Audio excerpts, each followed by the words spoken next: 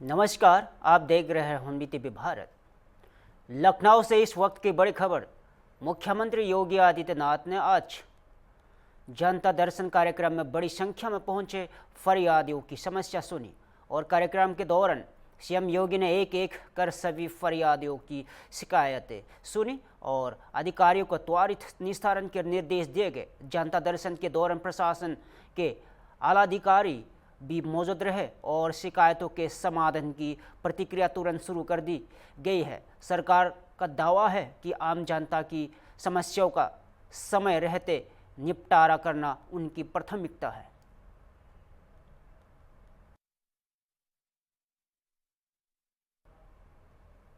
मध्य प्रदेश से इस वक्त की बड़ी खबर है।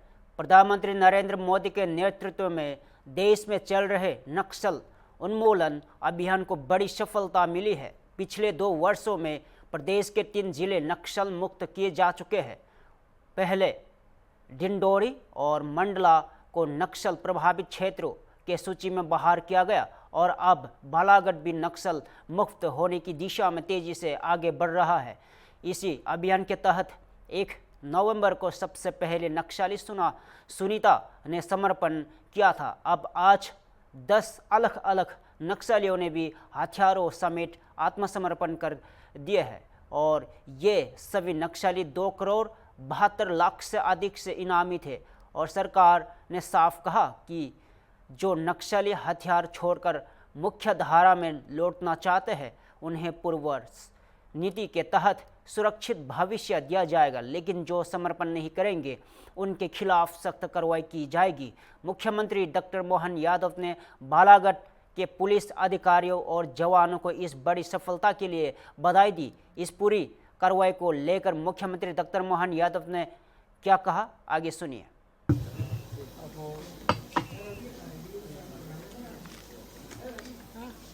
यशस्वी प्रधानमंत्री श्रीमान नरेंद्र मोदी जी के नेतृत्व में और माननीय गृह मंत्री जी के मार्गदर्शन में देश भर में नक्सल के खिलाफ जो मुहिम चलाई है, मध्य प्रदेश सरकार भी डे फर्स्ट से इसी दिशा में लगातार आगे बढ़ी है। विगत 2 वर्ष में हमारे 3 जिले मोटे तौर पर नक्सल प्रभावित माने जाते थे, डिंडोरी, मंडला, बालाघाट। बीते वर्ष में हमारी पुलिस बल की ताकत के भरोसे से माननीय प्रधानमंत्री जी और माननीय अमित शाह जी के मार्गदर्शन में हमने क्रमशः डिंडोरी, मंडला को पहले नक्सलवादी गतिविधियों से मुक्त किया था। बाद में बालाघाट की भी गंभीरता के मामले में लगातार सफलता के बलबूते पर, जिसके कारण से अकेले 2025 में 10 हार्डकोर नक्सलियों को मारने का रिकॉर्ड मध्य प्रदेश पुलिस ने बनाया है। इसी का परिणाम रहा कि लगातार सतत महाराष्ट्र हो, मध्य प्रदेश हो, छत्तीसगढ़ हो, जहां भी नक्सली मूवमेंट चल रहा है, लगातार सब संयुक्त प्रयास के आधार पर 1 नवंबर को सुनीता ने हमारे यहाँ सरेंडर किया। ये पहला सरेंडर था जिसको 17.5 लाख का नाम उस पे था। आज 10 अलग अलग नक्सलियों ने, जिनके ऊपर क्रमशः 62 लाख का इनाम तो सुरेंद्र, कबीर और राकेश ओडी पे था और बाद के भी लाल सिंह मरावी, शिल्पा, सलिता, नवीन, नुप्पो, जयशीला, विक्रम, जरीना, समारू, इन पे 14 लाख के इनाम सब मिलाकर के 2 करोड़ 72 लाख के आसपास के अलग अलग इनामी नक्सलियों ने मैं हथियार के सरेंडर किया। ये हमारे अपने हाक फोर्स की, मध्य प्रदेश पुलिस की और हमारे केंद्रीय सशस्त्र बलों की संयुक्त कार्रवाइयों के परिणाम है। और इसके बाद हमारा यहाँ क्रमशः ये मान के चले कि अब एक तरह से कान्हा भी हमारा नक्सलाइट मूवमेंट से फ्री हुआ है। बालाघाट का भी बड़ा हिस्सा हमारा फ्री हुआ है। मंडला और डिंडोरी का मैंने पूर्व से बता दिया और हमारे दबाव का परिणाम है कि 11 समीपवर्ती जिले में बीते समय उनने सरेंडर किया है। तो मैं मान के चलता हूं कि 2026 जनवरी तक का जो टारगेट माननीय गृह मंत्री जी ने अनाउंस किया है, हम निश्चित रूप से अपने इस अभियानों के बलबूते पर सफलता हासिल करेंगे। मैं अपने शानदार जवानों को बधाई देना चाहूँगा जिन्होंने इसमें भूमिका अदा की। मैं आपके माध्यम से भी अपील करूँगा कि हमारी पुनर्वास पॉलिसी के बलबूते पर सशस्त्र नक्सली मूवमेंट वाले दुर्दांत या जिस प्रकार के भी नक्सलाइट हैं, वो अगर सामान्य धारा के साथ चलते हैं, हथियार को रखते हैं, कानून को मानते हैं, तो हम उनके पुनर्वास की गारंटी लेते हैं। उनका आगे का जीवन भी हम सब प्रकार से महफूज करने की बात करेंगे। जो जो शासन की योजना हो सकती है उससे उनका हित का ध्यान रखा जाएगा। लेकिन जो इस लाइन पे नहीं आते हैं, हर हालत में 2026 जनवरी तक हमारे अपने राज्य से भी नक्सल मूवमेंट को खत्म करें। मध्य प्रदेश से बड़ी खबर। केंद्रीय शिक्षा मंत्री धर्मेंद्र प्रधान ने आज कमला नेहरू कन्या संदीपनी स्कूल का बड़ा दौरा किया और उनके साथ प्रदेश के स्कूल शिक्षा मंत्री इंदौर सिंह परमार भी मौजूद रहे। शहर का सबसे बड़ा संदीपनी स्कूल माना जाने वाला यहां संस्थान इन दिनों रेडिमेडियल क्लासेस चला रहा है, जहां बड़ी संख्या में छात्राएं उपस्थित हैं। और निरीक्षण के दौरान केंद्रीय मंत्री धर्मेंद्र प्रधान ने संदीपनी स्कूल के कॉन्सेप्ट की सराहना की और कहा कि यह मॉडल बेहद प्रशंसनीय है। इसके साथ ही उन्होंने एक महत्वपूर्ण सुझाव दिया। उन्होंने कहा कि स्कूलों में गुलदस्ते देने की परंपरा की जगह फल देने की परंपरा शुरू होनी चाहिए, ताकि बच्चों तक स्वस्थ और बेहतर व्यवहार का संदेश पहुंच सके। मंत्री ने पूरे प्रदेश में इस पहल को अपनाने की अपील भी की है। तो समझने में किसमें सुविधा है? धीरे क्यों बोलते हो? थोड़ी कोई खराब बात है? आपकी भाषा में लिखना, पढ़ना, समझना अच्छी बात है। इसमें ही स्पष्ट रहोगे तो आगे अच्छा करोगे ना। चलो अच्छा करो।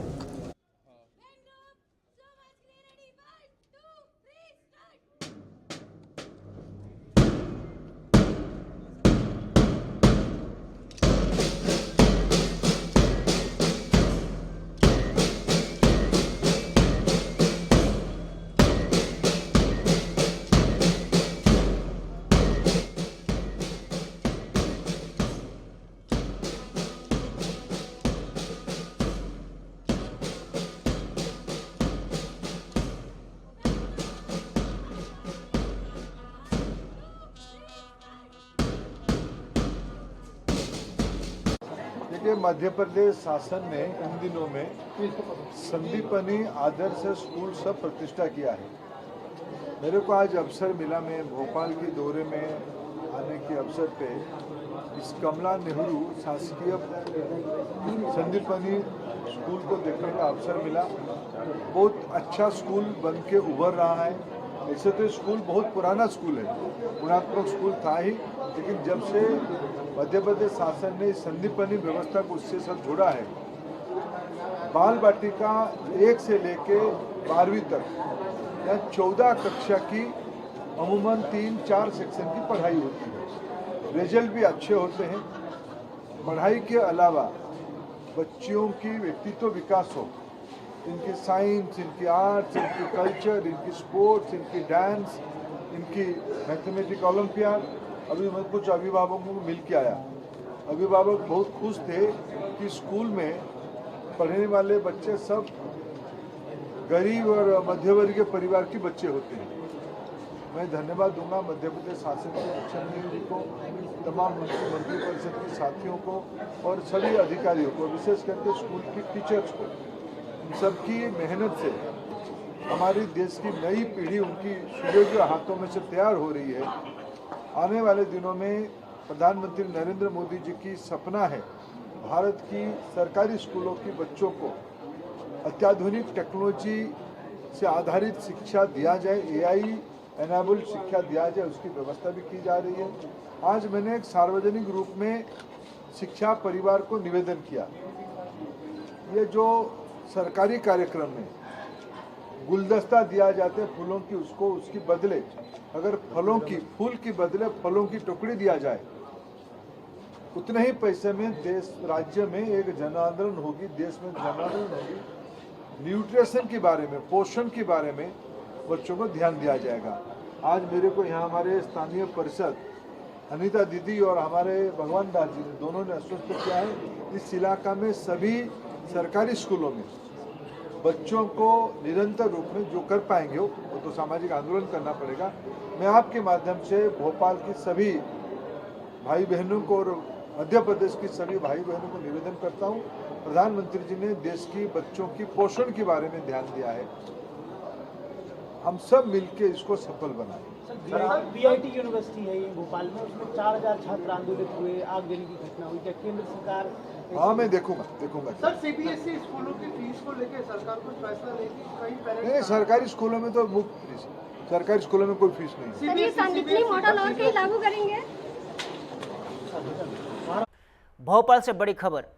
केंद्रीय शिक्षा मंत्री धर्मेंद्र प्रधान और मुख्यमंत्री डॉक्टर मोहन यादव ने आज शिक्षा सुधारों पर महत्वपूर्ण संबोधन दिया है। अपने संबोधन में मंत्री धर्मेंद्र प्रधान ने कहा कि नई राष्ट्रीय शिक्षा नीति भारत की सभ्यता, संस्कृति और वैज्ञानिकता पर आधारित है। उन्होंने बताया है कि देश में कुल 30 करोड़ विद्यार्थी हैं, जिनमें से मध्य प्रदेश में 1.35 करोड़ स्कूल शिक्षा के और 1.27 करोड़ विद्यार्थी उच्च शिक्षा में जुड़े हैं। और मध्य प्रदेश को उन्होंने शैक्षणिक प्रयोगशाला बताते हुए कहा कि राज्य में बाल वाटिका से 8वीं तक एक समान सिलेबस तैयार किया गया है। हालांकि उन्होंने यहाँ भी कहा कि विज्ञान के क्षेत्र में प्रगति के बावजूद 40% बच्चों के प्रदर्शन में अभी सुधार की आवश्यकता है। वहीं मुख्यमंत्री डॉक्टर मोहन यादव ने कहा कि शिक्षा भारत की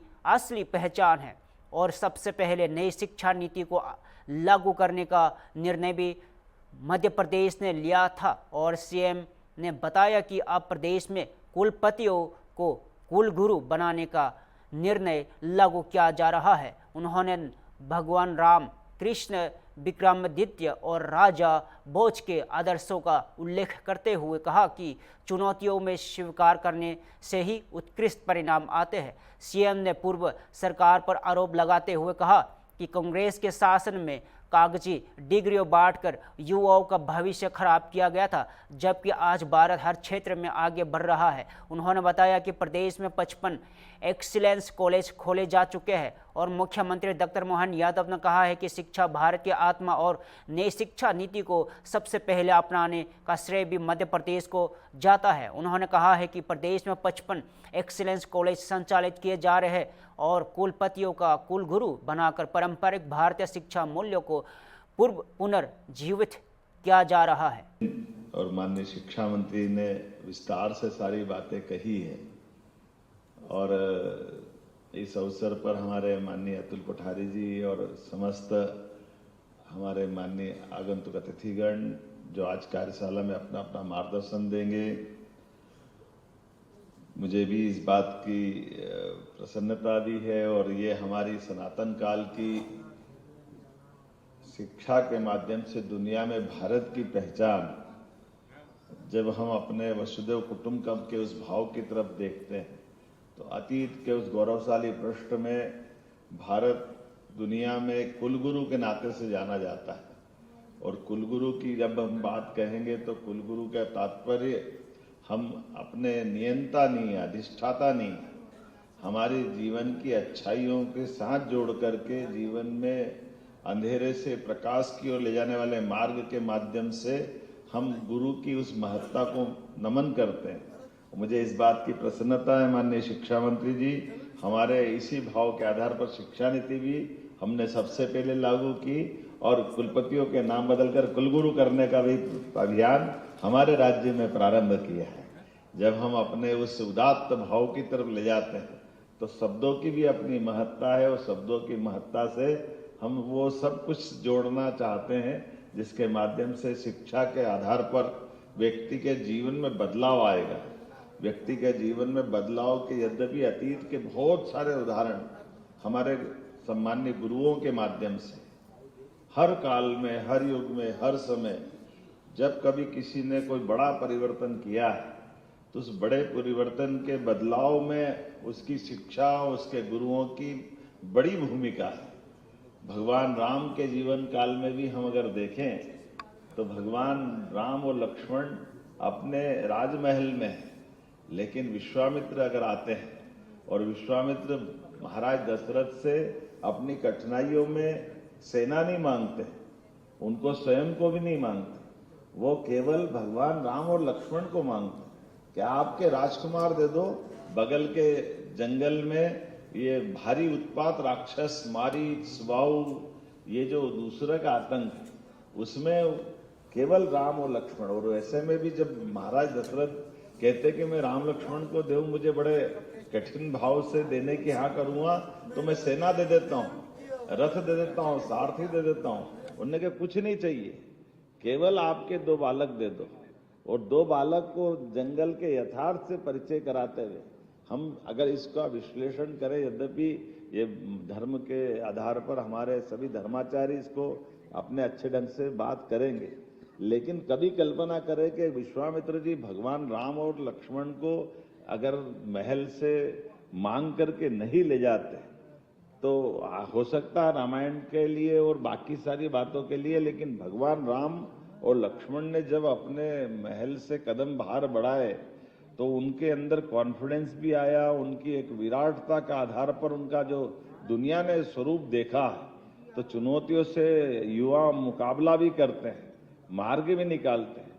और उसी के बाद हमने सबने देखा कि वो तो मारी स्वभाव से जंगल को मुक्त कराने ले गए, लेकिन उससे आगे बढ़ते हुए गुरु और आगे लेकर के जनक नंदनी स्वयंवर जहां हो रहा था वहां तक ले गए। और माता सीता के स्वयंवर की घटना हम सब जानते हैं कि उस दौर में जब दुनिया के सारे महारथी आए हुए थे स्वयंवर में, लेकिन उस स्वयंवर के इतने बड़े आयोजन में भी भगवान राम ने धनुष यज्ञ के माध्यम से न केवल अपने बल पराक्रम पुरुषार्थ का परिचय दिया, बल्कि माता सीता का वर्ण करके वो 2 भुज से चतुर्भुज होकर के एक नए रिकॉर्ड की तरफ बढ़े, नए प्रकार से दुनिया ने उनका परिचय पाया। और ये जो उनका कॉन्फिडेंस बढ़ा बात के परवर्ती काल में, वनवास काल में, वो सारी चीजों से तो तब तो वो महाशक्ति रावण से मुकाबला और उस प्रकार का जीवन अलग दिखा।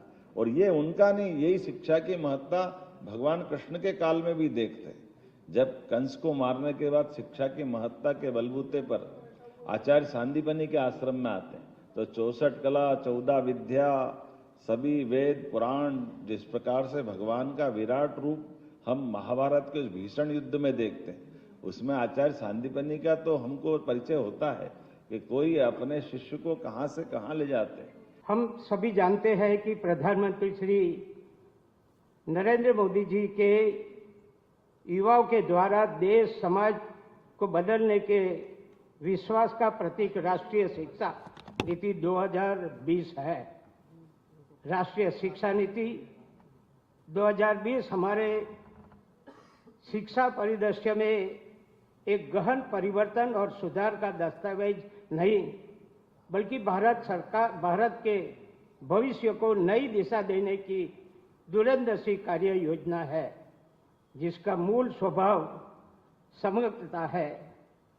नीति के लक्ष्यों के समग्र शिक्षा, समग्र विकास और समग्र राष्ट्र निर्माण से जुड़ी चुनौती और मध्य प्रदेश की विशेष परिस्थितियों में उपलब्ध संभावनाओं पर प्रभावी क्रियान्वयन के लिए सामूहिक विचार की पहल सराहनीय है। नीति के एकीकृत स्नातक कार्यक्रम, बहुप्रवेश बहु निर्गम व्यवस्था, शैक्षणिक बैंक ऑफ क्रेडिट और अनुसंधान केंद्रीय वातावरण आदि प्रावधान उच्च शिक्षा के अधिक लचीला, आधुनिक और वैश्विक प्रतिस्पर्धात्मक से समृद्ध बनाने का अवसर है। इसके लिए प्रदेश के उच्च शिक्षण संस्थाओं को नवाचार, गुणवत्तापूर्ण संकाय विकास, डिजिटल अवसंरचना और उद्योग शिक्षा सहभागिता के सुदृढ़ीकरण के कार्य समयबद्ध तरीके से करने होंगे। विद्यालयीन शिक्षा में बच्चों को मातृभाषा में अभिभावात्मक शिक्षण के द्वारा मूल साक्षरता और संख्यात्मक ज्ञान देने के लिए अधिक आनंदमयी, समय समझ आधारित और भविष्य उन्मुख शिक्षा के लिए ही एनईपी में 5+3+3+4 की संरचना की गई है।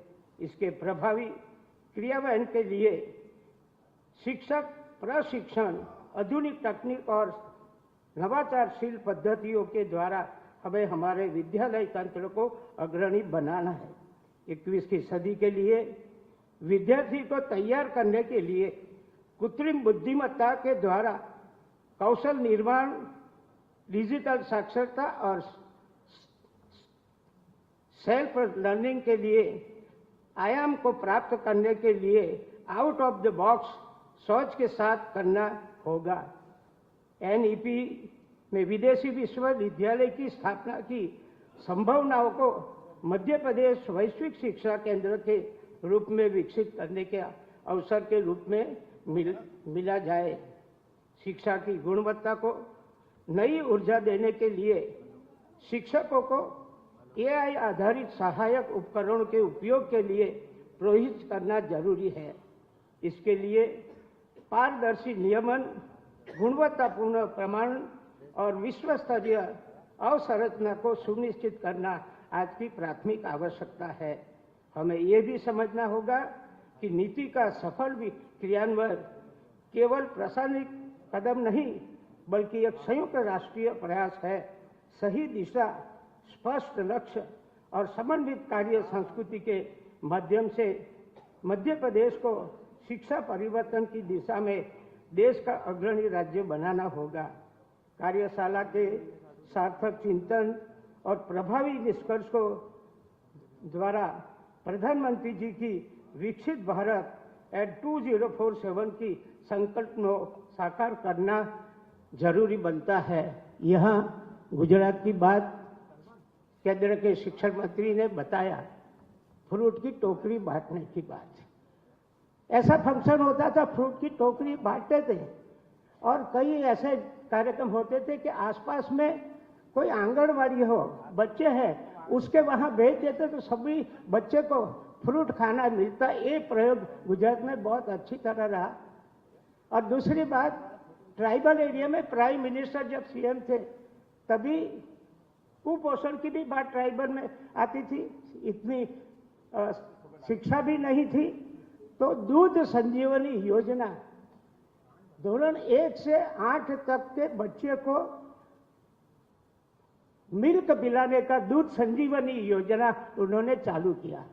बनासकांठा पूरा ट्राइबल एरिया है, वहां से शुरुआत किया। 3 महीने के बाद प्राइम मिनिस्टर ने कहा, मंत्री से एक बार देख के तो आओ क्या हुआ है वहां बच्चों को दूध पिलाने में। मैं गया, स्कूल के कार्यक्रम बड़े, सब पेरेंट्स भी आए थे। पेरेंट्स को पूछा कि ये दूध संजीवनी योजना के आपके बच्चे में क्या बदलाव आया। उन्होंने बताया कि कुपोषण की बात, बच्चे अच्छे तरह पढ़ नहीं सकते, नजदीक से पढ़ते थे, तो हमारा बच्चा अभी देख सकता है, ऐसे उच्च के उच्चार थे। अभी हमारा बच्चा रोज स्कूल जाता है, ड्रॉप आउट की बात भी होगी। हमारा बच्चा रोज स्कूल जाता है, क्यों? कि उनको दूध पीना मिलता है।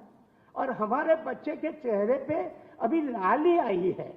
कितना बड़ा बदलाव, एक सोच में कैसे प्रगति होती है ये हमने देखा है। यहाँ शिक्षा मंत्री ने, केंद्र के शिक्षा मंत्री ने शिक्षा जगत की कई वास्तविकता बात किया है। चूंकि आज की एक दूसरी कार्यशाला है और स्वाभाविक रूप से हमारे बीच में बड़ा अवसर है जब हम जिन्होंने शिक्षा नीति पर काम किया, आदरणीय धर्मेंद्र प्रधान जी हमारे बीच में हैं। स्वाभाविक रूप से शुरुआत से लेकर आज तक के उनके अनुभव, माननीय प्रधानमंत्री जी की मंशा को पेपर पर उतार कर उसको नीचे तक भेजने का उनका जो परिश्रम है, संघर्ष शब्द तो ठीक नहीं है लेकिन बहुत कड़ी मेहनत हम लोगों ने बहुत नज़दीक से देखा है। आपने बहुत कितने तरह के सेमिनार्स करके, कितनी तरह की वर्कशॉप के बाद ये नीति इस देश में आई और आज पूरे भारत में हर राज्य में इस पर काफ़ी काम भी हो रहा है और निचले स्तर पर उसके परिणाम भी परिलक्षित हो रहे हैं। माननीय मुख्यमंत्री जी के नेतृत्व में मध्य प्रदेश में भी हम लोग लगातार नई शिक्षा नीति का बेहतर क्रियान्वयन हो, नई शिक्षा नीति को शिक्षण जगत में काम करने वाले हमारे चाहे प्रिंसिपल्स हों, टीचर्स हों, वो आत्मसात करें। जब वो आत्मसात करेंगे तब उसके बाद बेहतर उसके परिणाम बच्चों के बीच में हम लेकर आ पाएंगे। मध्य प्रदेश में भी हम लोगों ने काफ़ी इसमें काम किया है और मुझे बताते हुए खुशी है कि जैसा अभी सचिव शिक्षा भारत सरकार कह रहे थे कि हमें शिशु शिक्षा के ऊपर बहुत काम करने की आवश्यकता है, बाल वाटिकाओं पर सबसे ज़्यादा काम करने की आवश्यकता है। ये एक ऐसा क्षेत्र है जहाँ पर हमें प्राइवेट इंस्टीट्यूशन से कंपटीशन मिलता है। बच्चा एक बार 3 साल की उम्र में नर्सरी में किसी प्राइवेट इंस्टीट्यूशन में चला जाता है, फिर वापस बेहतर स्कूल होने के बाद में भी शासकीय क्षेत्र में आता नहीं बच्चा लौट के। मुझे लगता है कि अगर हमको गवर्नमेंट के स्कूल्स के अंदर बच्चों को पकड़ के रखना है तो सर्वाधिक अगर काम करने की कहीं आवश्यकता है तो हमारी बाल वाटिकाओं की स्थापना के ऊपर काम करने की आवश्यकता है। मध्य प्रदेश में भी माननीय मुख्यमंत्री जी के नेतृत्व में हम लोगों ने लगभग 4,500 बाल वाटिकाओं की स्थापना की है, जिसमें 3 साल के बच्चों को हम लोगों ने एनरोल करके उनको आगे बढ़ाने का काम किया है। हम लोग त्रिभाषा फार्मूला उस पर भी काम कर रहे हैं और लगातार जनजाति हमारे जो विकास खंड हैं 49 जनजातीय विकास खंडों में हम लोगों ने जो त्रिभाषा फार्मूला के तहत जो किताबें हैं वो नीचे उपलब्ध कराने का हमने काम किया।